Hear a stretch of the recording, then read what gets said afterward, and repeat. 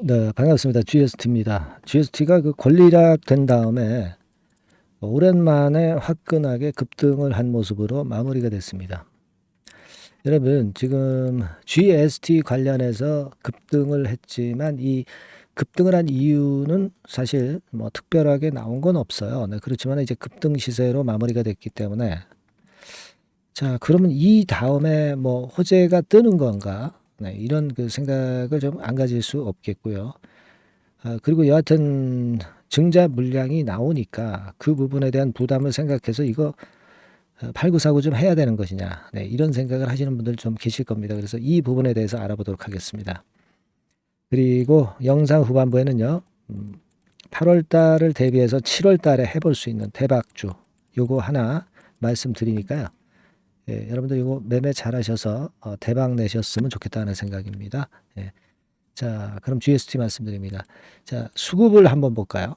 수급을 보면은 외인들이 한 2만 5천 주 들어왔는데 지금 수급으로 그 외인이나 기관이나 개인 동향을 가만히 보면 자, 이 개인은 거꾸로 매매를 했고 네, 파란 선의 개인은 거꾸로 매매를 했고 그리고 빨간 선의 외인은 되게 그 리듬이 맞았어요.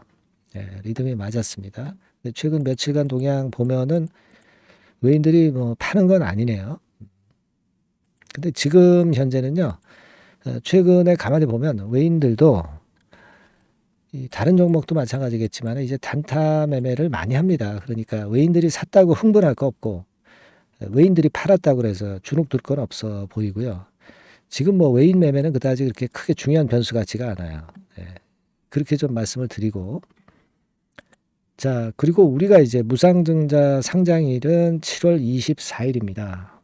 그래서 이제 주가를 이렇게 올린 것은 그 무상증자 물량 상장되면은 좀 팔려는 쪽에서 주가를 좀 올려가지고 주가를 좀 관리했다가 나중에 무상증자 물량을 털려고 하는 게 아니냐 이런 생각도 없지는 않아요. 아니면 이제 GST와 관련해서 뭐 재료가 진짜 재료가 뭐 등장이 된다든가 막 이럴 수도 있죠. 이럴 수도 있는데 어떻게 봐야 될까요? 네, 여러분들 생각은 어떠십니까? 제 생각은 조금 이따 말씀 좀 드리겠고요. 1단계적으로 역시 제가 말씀드렸던 바대로 이제 권리락 된 다음에 권리락 날 최고 시세를 단기적으로 여하튼 만든 거예요. 그죠? 예. 그리고 저점을 좀 노려서 매수 타임을 좀 봤어도 되는 그런 상황입니다. 어쨌든 이건 다 지나간 일이고요. 지금은 저는 일단 그렇게 봅니다. 이 섹터 자체가 반도체 섹터라는 것이 나쁘진 않아요. 나쁘진 않고 반도체 섹터 쪽에서 모멘텀이 최근에 계속 있고요. 그리고 AMOLED 쪽으로 모멘텀도 있을 수가 있는데 다만 지금은 가장 중요하게 생각할 것은 이 100% 무상을 했기 때문에 이 100% 물량이 늘어난다는 거죠. 그러니까 이게 수급 측면에서 주가를 누르기 때문에 올라가면 물량을 좀 막고 또 내리는 과정이 있을 수가 있고 대신에 다시 터닝 포인트를 만드는 지점을 잘 찾으면 돼요. 그러니까 요런 타점을 잘 찾고 감을 잘 잡아서 매매를 좀 하는 게 좋습니다. 그냥 GST를 가만히 갖고 가는 것보다는 고점 타점, 저점 타점을 잘 보고 그걸 겨냥을 해서 매매를 하는 것이 오히려 수익을 좀 올릴 가능성이 많아요. 아시겠습니까? 그래서 제 생각에는 이번에 그런 매매를 일단 당분간 하다가 상황이 좋아지면 이제 그때부터는 이제 길게 끌고 가는 거죠. 네, 그렇게 매매를 하고 싶어요. 그래서 이 부분은 제가 도움을 좀 드릴게요. 그러니까 저점 타점, 고점 타점은 GST라고 문자를 주시는 분들에 한해서는 제가 사인을 계속 드리고 비하인드 스토리나 남들이 모르는 그런 뉴스가 있다면 미리 제가 제공을 할 겁니다. 남보다 좀 다르게 매매를 해야 돼요, 여러분. 그냥 쥐고 있다고 해서 좋을 건 아닙니다, 지금. 좀 매매를 해야 된다는 거 다시 강조드리고요. GST라고 문자를 꼭 주세요. 네, 그분들에 한해서는 제가 최선 다해서 도와드릴게요. 자, 그리고 제가 대박주 말씀드린다고 그랬어요. 네, 요거 말씀드릴 테니까 요거 말씀 잘 듣고 대박 내세요. 네, 저 대박주 말씀드립니다. 이 대박주는요, 7월과 8월에 여러분들이 집중 공략하실 수 있다고 제가 봅니다.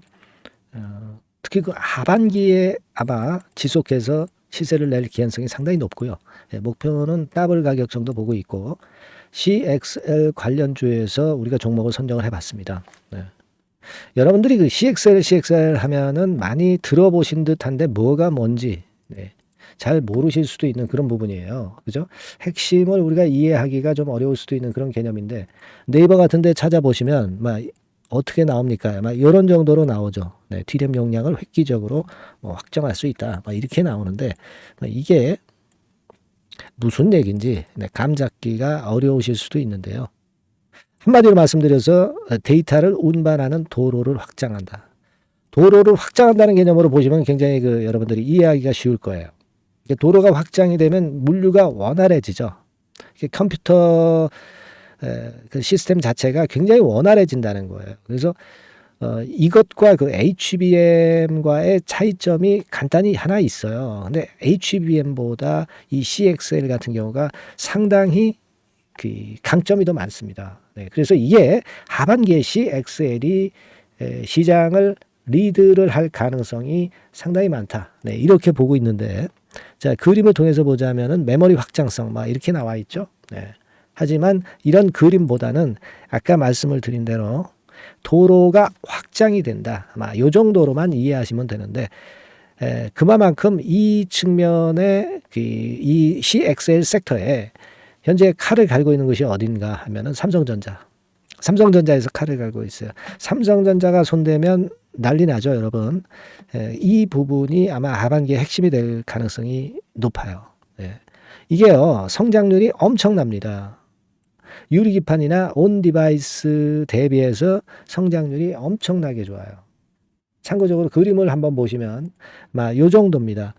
그러니까 특히 24년에도 증가를 꽤 하지만 25년도에 훨씬 더 증가율이 대단히 증가하고 26년도에는 그만큼 기하급수적으로 늘어난단 말이에요.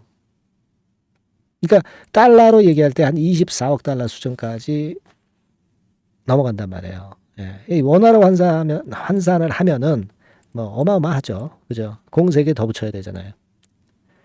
그 정도 규모가 된단 말이에요. 그래서 매력적인데 HBM보다도 강점은 뭐냐면은 여기 나와 있지만 CXL은 고성능 메모리이면서 확장성까지 무기를 갖고 있다는 얘기죠.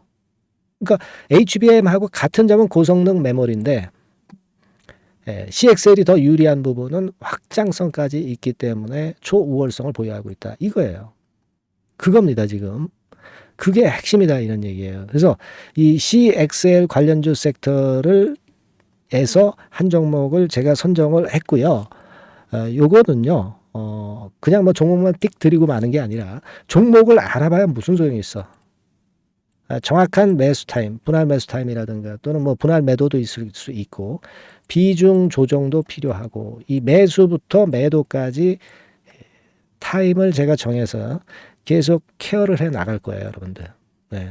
아시겠죠? 그러니까 요번에 요거 CXL 관련주를 좀 잡으셔서 하반기에 한번 크게 대박 좀 한번 내봤으면 좋겠습니다. 예, 그래서 요거 원하시는 분들은 간단합니다. 그냥 대박 이렇게 문자를 주시면 제가 최선을 다해서 끝까지 케어해서 더블 이상의 가격으로 제가 보답을 드리도록 할게요.